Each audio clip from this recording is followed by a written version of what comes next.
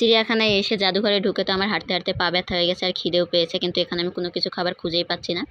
তো কী আর বলবো, আমরা তো জাদুঘরের ভিতর থেকে বেরিয়ে আসলাম। এসে দেখো শিয়ালটা কীভাবে শুয়েছিল। ও তো খুব আরামেই শুয়েছিল। আমরা আসলাম আর ও আমাদের দেখে ভয়ে পালিয়ে গেল।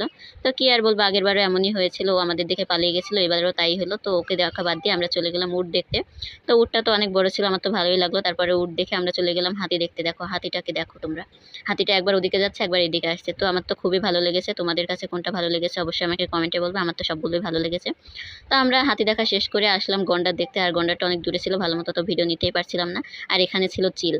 তো চিল পাখিটা তো ওদিকে ঘুরে বসেছিল, ওর মনে হয় আমাদেরকে পছন্দ হয়নি। তো ওর আমাদের পছন্দ না হোক, তো আমরা এখন চিড়িয়াখানা থেকে বেরিয়ে যাচ্ছি। তো আমার তো গরমে আর ভালোই লাগছিল না, গলাটা অনেক শুকিয়ে গেছিলো। তো আমরা চিড়িয়াখানার মধ্যে থেকে বেরিয়ে আসলাম, এসে এখানে শরবত খেলাম।